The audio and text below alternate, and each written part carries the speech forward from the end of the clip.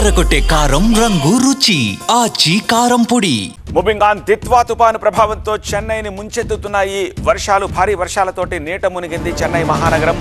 Mount రోడ్డుపైకి భారీగా వరద నీరు వచ్చిందంటే అర్థం చేసుకోవచ్చు.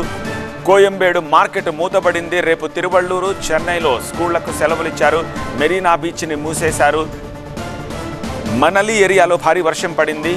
చెన్నై, తిరువళ్ళూరు, రాణిపేటకు రెడ్ అలర్ట్ ఇచ్చారు. చెన్నైకి 50 కిలోమీటర్ల దూరంలో సముద్రంలో లంగరు వేసింది దిత్వా.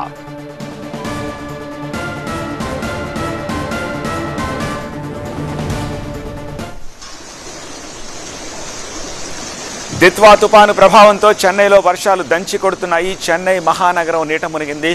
నాన్ స్టాప్గా కురుస్తోన్న భారీ వర్షాలతోటి చెన్నై అతలాకుతలమవుతోంది. సబ్వేల్ని మూసేశారు. ప్రధాన రహదారులపై భారీగా ట్రాఫిక్ జామ్ అయ్యింది.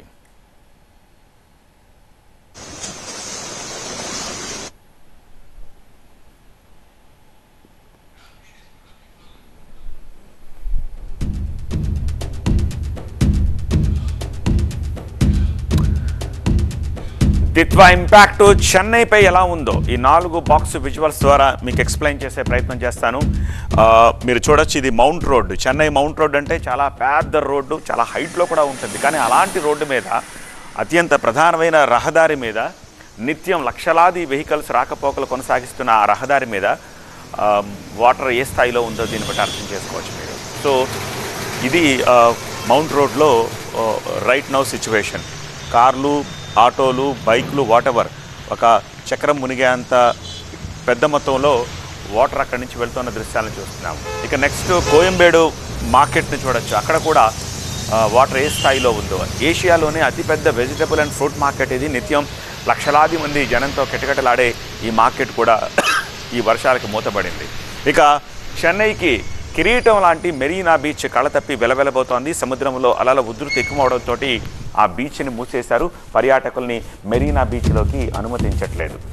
నిత్యం జనంతో రద్దీగా ఉండే మనలి ఏరియా కూడా భారీ వర్షం ధాటికి కకావికలమైంది. వానల ధాటికి జనం రోడ్లపైకి రావట్లేదు.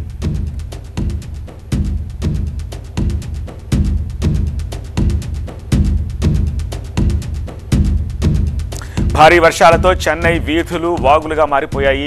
కాలనీలు చెరువులను తలపిస్తున్నాయి. ఎక్కడికక్కడ నీరు నిలిచిపోవడంతో జనం నానా అవస్థలు పడుతున్నారు. స్కూళ్లకు సెలవు ప్రకటించారు. చెన్నై, తిరువళ్ళూరు, రాణిపేట జిల్లాలకు రెడ్ అలర్ట్ జారీ చేశారు. చెన్నై శివార్లలోని ఎన్నూరు తీర ప్రాంతం కోతకు గురైంది.